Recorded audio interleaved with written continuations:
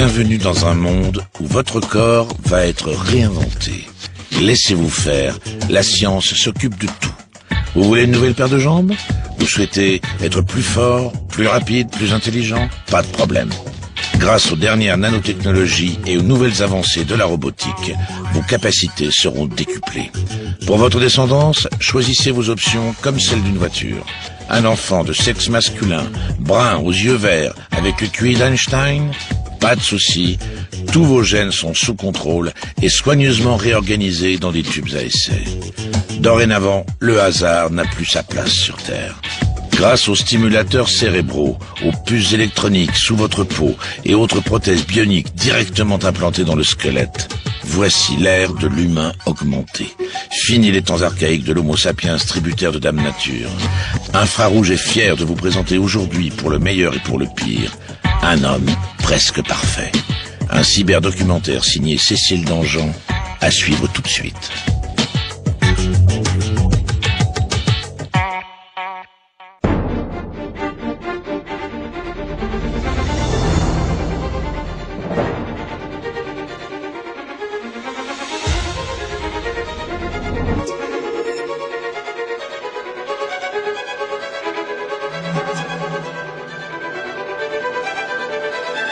C'est un rêve vieux comme le monde, un fantasme qui n'était pas censé se réaliser un jour. Devenir plus beau, plus fort, plus intelligent, repousser les limites de la condition humaine. Aujourd'hui, les progrès de la science nous donnent les moyens de tutoyer ce rêve. Nous avons toujours voulu être immortels, avoir toutes sortes de super-pouvoirs. Mais aujourd'hui, cela devient vraiment plausible. Pour la première fois de notre histoire, nous avons la possibilité de modifier radicalement ce que seront nos enfants et nos petits-enfants. Nous sommes la première espèce à prendre le contrôle de notre propre évolution. Pas dans un futur lointain de science-fiction, mais là, maintenant, sous nos yeux. Robotique, intelligence artificielle, nanotechnologie, génétique, ces nouvelles technologies nous promettent de réaliser un vieux fantasme, améliorer l'homme. Nous voulons manipuler, nous voulons modifier, nous apprenons à nous changer nous-mêmes. En essayant de nous améliorer, allons-nous faire de nous des monstres? Voyage à la recherche de cet homme du futur. Hybride mi-homme, mi-machine, humain génétiquement modifié. Un homme presque parfait.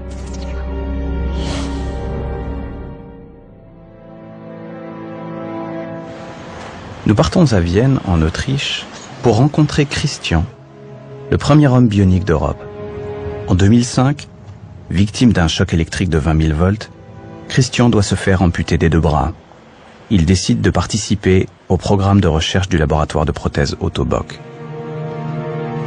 Comment va ton bras depuis la dernière fois? Il fonctionne très bien. Parfait. Sans problème.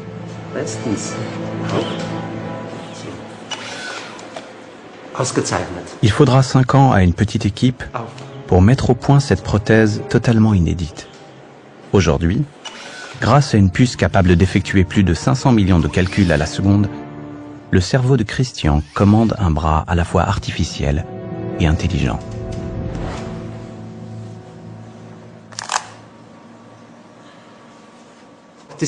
Les signaux qui se forment dans le cerveau de Christian sont acheminés par les nerfs conducteurs jusqu'à la surface de la poitrine. Là, ils sont saisis par des capteurs ultrasensibles qui transforment ces signaux en signaux de commande pour la prothèse. Ces machines intégrées sont le premier pas vers le cyborg. Cet être robotisé, aux performances améliorées, qui hante l'imaginaire de la science-fiction depuis les années 60. Christian lui-même espère que ses bras artificiels lui donneront bientôt quelques super-pouvoirs. Je me réjouis déjà de pouvoir être un jour beaucoup plus fort, de porter des poids très lourds, comme Schwarzenegger dans Terminator. Tout cela va être possible à l'avenir. J'ai hâte de voir ça.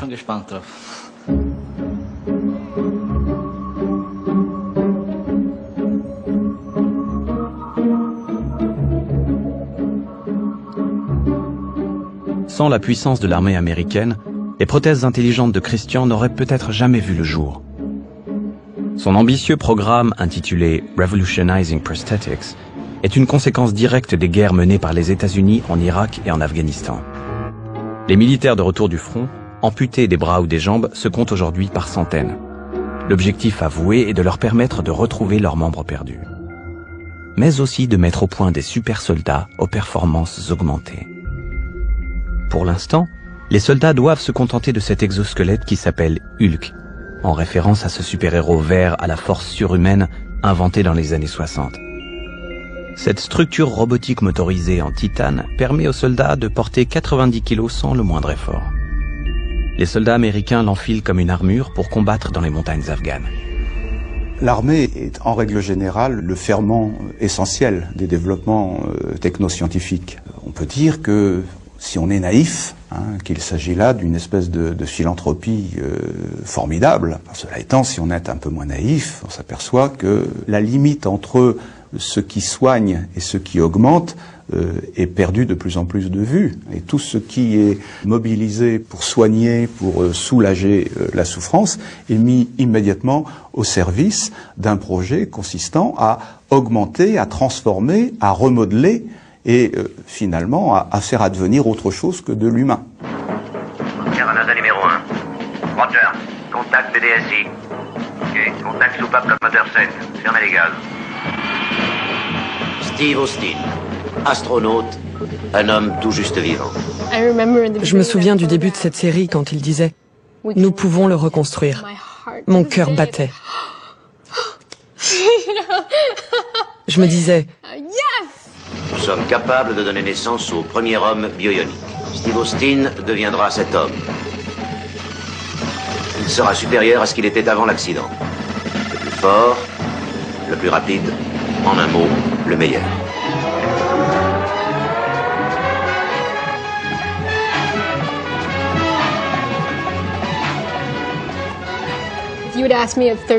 Si vous m'aviez demandé quand j'avais 13 ans si je voulais des jambes en chair et en os, j'aurais dit oui, absolument. Aujourd'hui, je ne sais pas. Les chevilles de mes prothèses ne sont pas celles dont j'aurais hérité génétiquement. J'en suis sûre. Elles sont bien mieux. Des pieds pédicurés en permanence, c'est un gros plus. Pas besoin de me raser ou de m'épiler, c'est fantastique. Cela aurait été de la science-fiction il y a 20 ans. Et maintenant, on y est.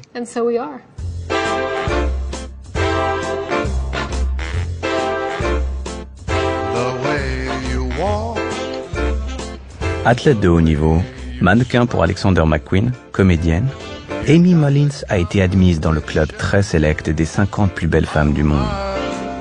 Amputée des 2 jambes à l'âge d'1 an, elle s'est fabriquée autour de ce handicap qui fait d'elle une femme pas comme les autres. Avec elle, les prothèses sortent du domaine thérapeutique et font leur entrée dans la cosmétique. Les gens disent « La pauvre, elle n'a pas de jambes ». Mais si, j'ai 12 paires de jambes. J'ai une pièce entière pleine de jambes.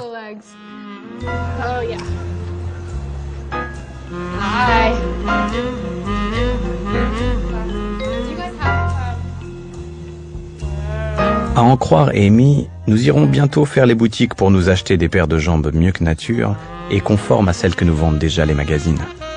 Nous aurons des membres sous garantie, avec option. Comme toutes les prothèses que nous utilisons déjà sans en avoir vraiment conscience. Nous sommes déjà dans l'ère de l'augmentation. Nous avons tous des prothèses. Ce sont nos téléphones portables, nos ordinateurs. Nous ne faisons plus rien sans tout ça.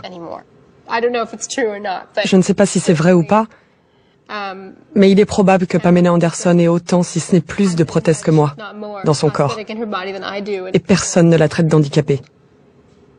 Jamais. La bonne nouvelle, c'est que plus personne ne me traite d'handicapée non plus. Un jour, je suis allée à une fête très chic. Il y avait une fille qui me connaissait depuis des années avec ma taille normale. Elle est restée bouche bée. « Qu'est-ce que t'es grande ?» J'ai dit « Je sais. » C'était marrant, un peu comme porter des talons sur des talons. Mais ça m'amusait. Elle m'a dit Amy, c'est pas juste.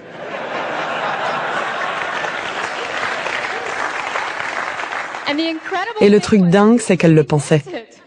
C'est pas juste que tu puisses changer de taille comme tu le souhaites.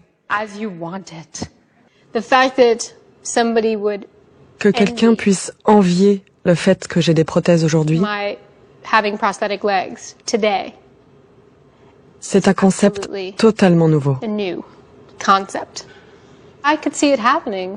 L'amputation volontaire, je pense que ça arrivera. Sûrement dans le monde du sport. Les athlètes feront n'importe quoi pour avoir les meilleurs avantages possibles. They told me that I'd never walk, that I'd never compete with the other kids.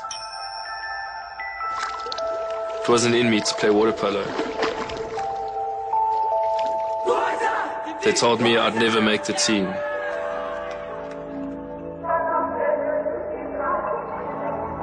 And a man with no legs can't run. Anything else you want to tell me?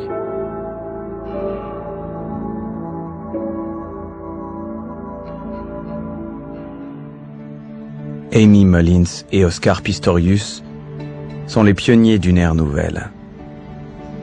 Une ère où un homme diminué devient un homme augmenté. Un jour, dans les milieux les plus compétitifs, les mannequins, les sportifs de haut niveau ou les militaires seront amenés à remplacer leurs bras, leur œil ou une partie de leur cerveau par un organe artificiel plus beau ou plus performant.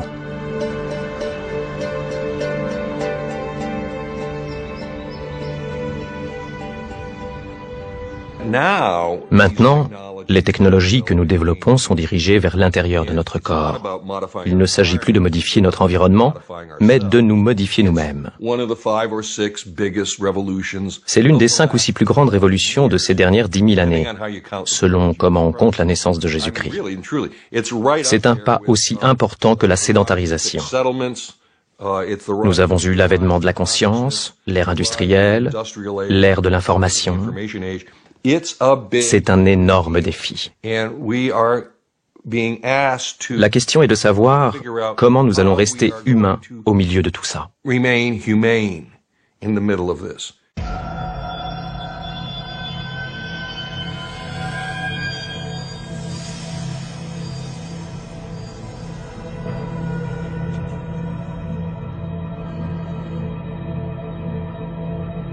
L'évolution de nos technologies s'accélère de manière exponentielle. À Grenoble, des chercheurs ont mis au point un procédé révolutionnaire implanté au cœur du cerveau. Mécanicien d'un nouvel homme hybride, le professeur Benabid a créé le premier stimulateur cérébral. Des microélectrodes implantées profondément dans le cerveau en modifient le fonctionnement. En s'attaquant au cerveau, une science de plus en plus invasive pénètre au plus intime de l'humain. Alors sur cette vidéo, on voit un malade parkinsonien stade préopératoire à qui on est en train de faire des tests pour montrer à quel point il est handicapé. Il n'est pas capable de tenir debout tout seul. Le voici après l'intervention, mais le stimulateur n'est pas en marche. On voit que la main droite tremble. Mon collègue vient mettre en marche le stimulateur et on va voir que ce tremblement de la main droite va s'arrêter immédiatement. On est en train de mettre en marche son stimulateur de l'autre côté et à ce moment-là, le malade se débloque, il va bouger ses jambes, il va remettre ses mains en place, il relève la tête. Il marche tout à fait normalement, il balance les bras, ce que ne font pas les parkinsoniens. Il fait un pas de valse pour montrer à quel point il est agile de ses jambes. Le fait d'arrêter le stimulateur vous ramène dans l'horreur identique. Et quand on redémarre à nouveau, le miracle survient. Même si ces résultats extraordinaires restent à être confirmés dans la durée, cet implant a fait le tour du monde. 40 000 personnes en sont déjà équipées. La zone à stimuler est minuscule, de la taille d'un grain de riz, et les réglages sont effectués à cerveau ouvert sur les patients pendant une opération qui dure une dizaine d'heures. Le principe de la stimulation profonde consiste à envoyer des ondes haute fréquence dans les zones du cerveau qui dysfonctionnent, soit pour les activer, soit pour les inhiber. La stimulation